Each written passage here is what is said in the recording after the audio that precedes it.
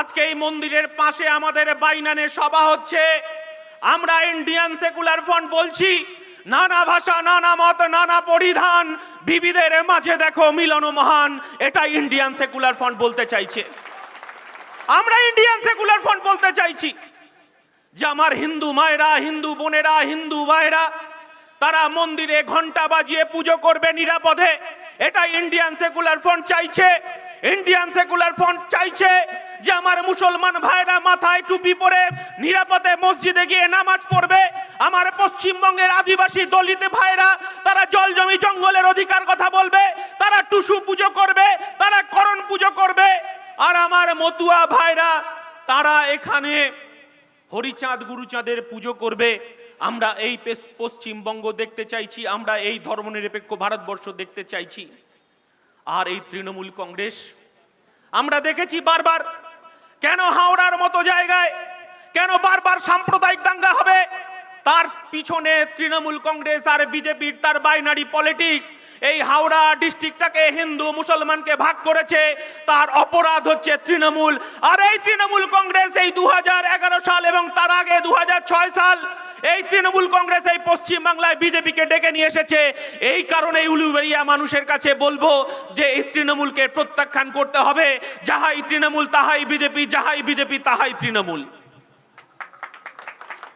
এটা পরিষ্কার হয়ে গেছে, এটা পরিষ্কার করে দিয়েছেন মমতা বন্দ্যোপাধ্যায়। আর যখন ইন্ডিয়ান সেকুলার ফ্রন্ট হিন্দু পাড়ায় যাচ্ছে তখন তৃণমূল কংগ্রেস বলছে যে হিন্দু পাড়ায় গিয়ে বলছে ওটা টুপি পরা মুসলমানের দল।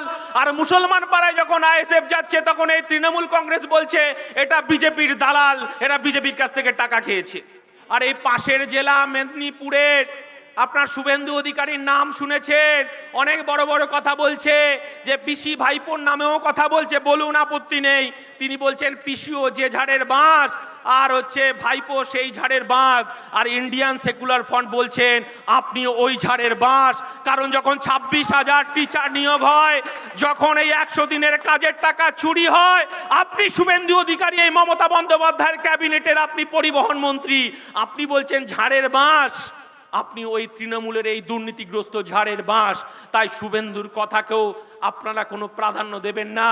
তাই মুকুল রায় বলে দিয়েছেন যাহাই তৃণমূল তাহাই বিজেপি, যাহাই বিজেপি তাহাই তৃণমূল। তাই আপনাদের কথা বলছি, আপনারা দেখেছেন আসানসোলে বাবুল সুপ্রিয়র কথা শুনেছেন। মমতা বন্দ্যোপাধ্যায় জানি না কি ঝালমুড়ি খাওয়ালেন, তারপরে তিনি বিজেপি ছেড়ে তৃণমূলে গেলেন। আমরা সেদিনকে দেখেছিলাম আসানসোলে বাবুল সুপ্রিয়র নেতৃত্বে সেদিনকে সাম্প্রদায়িক দাঙ্গা হয়েছিল।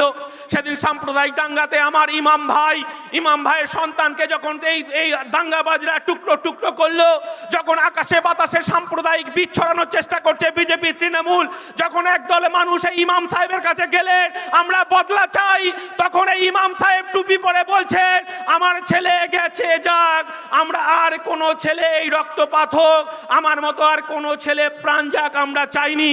আমরা এই সাম্প্রদায়িকতা রক্ষা করতে চাই। এই সাম্প্রদায়িকতা রক্ষা করার জন্য ইন্ডিয়ান সেকুলার ফ্রন্টের জন্ম হয়েছে। তাই তৃণমূল যাই কথা বলুন না কেন, তৃণমূলকে এই বাইনানের মানুষ 1 ইঞ্চি জমি ছাড়বে না। কারণ এই তৃণমূল কংগ্রেস এই বিজেপিকে ডেকে নিয়ে এসছে। আর এই বাবুল সুপ্রিয় তারপরে এই দাঙ্গার পরে তিনি বিজেপিতে জয়েন করলেন। অর্জুন সিং আজকে বিজেপি তৃণমূল ছেড়ে বিজেপিতে আবার চলে গেছেন, তাকে ব্যারাকপুরের প্রার্থী করল না বলে। আজকে লকেট চট্টোপাধ্যায় তৃণমূলের নেত্রী ছিলেন, তিনি আজকে বিজেপিতে।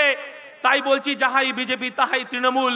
উলুবেড়িয়া শান্তিপ্রিয় মানুষ, আমরা দেখেছি উলুবেড়িয়ার মানুষ, পশ্চিম বাংলার মানুষ বুঝে গেছে, এই পশ্চিম বাংলার জনগণ বুঝে গেছে কেন আমার দলের সেনাপতি নওশাদ সিদ্দিকীকে এত ভয়, কেন এই রোগা হালকা পাতলা ছেলেটাকে তৃণমূল কংগ্রেসের এত ভয়, কেন মুখ্যমন্ত্রীর এত ভয়, কেন তিনি বিধানসভা থেকে মুখ লুকিয়ে বেড়ান। কারণ এই আমার ছিপছিপে দলের, আমার দলের সেনাপতি, আমার দলের চেয়ারম্যান এই হেরো মুখ্যমন্ত্রীকে বিধানসভায় কোশ্চেন করে যে পশ্চিম বাংলার দেবোত্তর সম্পত্তি তৃণমূল কংগ্রেস চুরি করেছে, তার হিসাব দিতে হবে। আর এই আমার দলের সেনাপতি বিধানসভায় গিয়ে মুখ্যমন্ত্রীর চোখে চোখ রেখে বলে যে এই তৃণমূল কংগ্রেস 11 বছরে ওয়াকফ সম্পত্তি চুরি করেছে, তার হিসাব দিতে হবে। আমরা জানি ভয়ের কারণটা, যে আমরা প্রতিবাদ করতে শিখেছি। আমরা প্রতিবাদ করতে শিখেছি। আমরা বলেছি এই সাজদা আহমেদরা একটা আনিস খানকে খুন করবে আর ইমতিয়াজের মতো হাজার হাজার আনিস খান বুক চিতিয়ে লড়াই করবে, তার নাম ইন্ডিয়ান সেকুলার ফ্রন্ট। আমরা বলছি যে এই বাইনারের মানুষ শপথ নিয়েছে 2023 সালে তৃণমূল কংগ্রেসকে এখানে পরাস্ত করেছে। আমরা ইন্ডিয়ান সেকুলার ফ্রন্ট ডাক দিয়েছিলাম যে বিজেপিকে পরাস্ত করতে, বিজেপি একটা সাম্প্রদায়িক দল। আমরা ইন্ডিয়ান সেকুলার ফ্রন্ট বলেছিলাম দুর্নীতিগ্রস্ত তৃণমূলকে পরাস্ত করতে হবে। এরা গরিব খেটে খাওয়া শ্রমজীবী মানুষের তাদের অধিকারকে লুট করেছে। এখানে আমরা কংগ্রেসকে সঙ্গে নিয়ে বিজেপিকে রুখে দিয়েছিলাম। আমরা এখানে তৃণমূল কংগ্রেসকে রুখে দিয়েছিলাম। কিন্তু আমরা কি দেখছি? আমরা দেখছি যে তৃণমূল কংগ্রেস আবার তারা মাথাচাড়া দেওয়ার সুযোগ নিচ্ছে এখানে। আমরা বলছি সাম্প্রদায়িক শক্তিকে রুখতে হবে, বিজেপিকে রুখতে হবে। তৃণমূল কংগ্রেস যে গরিব খেটে খাওয়া মানুষের অধিকারকে লুট করেছে, জব কার্ডের অধিকারকে লুট করেছে, 100 দিনের কাজের অধিকারকে লুট করেছে, প্রধানমন্ত্রী আবাস যোজনার টাকা লুট করেছে, আমার বিধবা মায়েদের কাটমানির টাকা লুট করেছে। এই তৃণমূলকে বাইনানের মানুষ 1 ইঞ্চি জমি ছাড়বে না। সেই কারণেই আমরা এখানে লড়াই করছি। আমরা দেখেছি স্বাধীনতার পর থেকে কেন ভারতবর্ষের মানুষ জল জমি জঙ্গলের অধিকারের জন্য গলা ফাটাবে? কেন ভারতবর্ষের মানুষ তার অধিকারের জন্য গলা ফাটাবে? কেন এখনো স্বাধীনতার এই 75-76 বছর পরে এখনো আমার গরিব খেটে খাওয়া শ্রমজীবী মানুষের স্বাস্থ্যের অধিকারকে নিয়ে লড়াই করতে হবে? কেন আমাদের মাথার উপর ছাদ নেই, প্রধানমন্ত্রী আবাস যোজনার জন্য লড়াই করতে হবে? আমরা দেখলাম যে ভারতবর্ষের যে জাতীয় কংগ্রেস ছিল, জাতীয় কংগ্রেস স্বাধীনতার পর থেকে লড়াই করেছিল। বাইনানে আমাদের বন্ধু হলেও সমালোচনা করতে হয়, দিনকে দিন বলতে হয়, রাতকে রাত বলতে হয়। এই কংগ্রেস আমরা দেখেছি যে এই ভারতবর্ষের মানুষের দুটো ভারতবর্ষকে তৈরি করে দিয়েছে, একটা গরিবের ভারতবর্ষ, একটা বড় লোকের ভারতবর্ষ। এই দুটো ভারতবর্ষ তৈরি হয়েছে, বাইনানো তার বাইরে নয়। আমরা কি দেখলাম? আমরা অনেক আশাবাদী ছিলাম। আমরা ইন্ডিয়ান সেকুলার ফ্রন্ট আমরা 2021 সালে বামপন্থীদের সঙ্গে লড়াই করেছিলাম।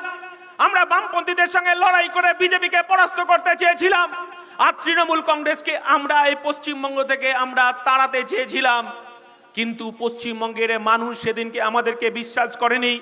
আমরা পরাজয়ে মাথা পেতে নিয়েছিলাম। পরাজয়ে মাথা পেতে নিয়ে আমরা ইন্ডিয়ান সেকুলার ফ্রন্ট শপথ নিয়েছিলাম। আমরা হেরে গেছি, কিন্তু মানুষের থেকে হারিয়ে যাইনি। আমরা গুটি গুটি করে আমরা মানুষকে সঙ্গে নিয়ে এই বাইনানে আমরা আন্দোলনকে সংগঠিত করেছি এবং আগামী দিনও করতে চাইছি। আমরা বলছি এই ব্লু এরিয়ায় যত বামপন্থী মানুষ আছেন, আসুন আমরা আবার কাঁধে কাঁধ মিলিয়ে আমরা আবার আমাদের ইন্ডিয়ান সেকুলার ফ্রন্টের প্রার্থীকে জয়যুক্ত করি। কিন্তু আমরা বৃহত্তর স্বার্থের দিকে আমরা লক্ষ্য রেখে এই পশ্চিম বাংলায় বিজেপিকে তাড়াতে চেয়েছিলাম। আমরা তৃণমূলকে পরাস্ত করতে চেয়েছিলাম, কিন্তু বিমান বাবুরা আমাদের থেকে মুখ ফিরিয়ে নিয়েছে। আমরা জোট করতে চেয়েছিলাম, তাই আমরা আবার বাইমানের মানুষের কাছে এসেছি যে পশ্চিম বাংলায় বামপন্থীদের সঙ্গে জোট হয়নি, কিন্তু আমরা আজকে ইয়াং জেনারেশন আমরা কাজের অধিকারকে প্রতিষ্ঠা করতে চাই। আমরা আজকে গরিব খেটে খাওয়া মানুষের 100 দিনের কাজের অধিকারকে দিল্লিতে বলতে চাই, পার্লামেন্টে পৌঁছাতে চাই। আমরা বলতে চাই জল জমি জঙ্গলের অধিকার, আমরা মানুষকে, আমাদের গরিব খেটে খাওয়া আদিবাসী মানুষের জল জমি জঙ্গলের অধিকারকে ফেরত দিতে চাই। সেই কারণেই আমরা এখন বামপন্থীদের থেকে আমরা বলেছি মানুষ বিচার করবেন। স্বাধীনতার পর থেকে এই উলুবেড়িয়ার মানুষ 17 বার পার্লামেন্টে পাঠিয়েছেন সাংসদকে।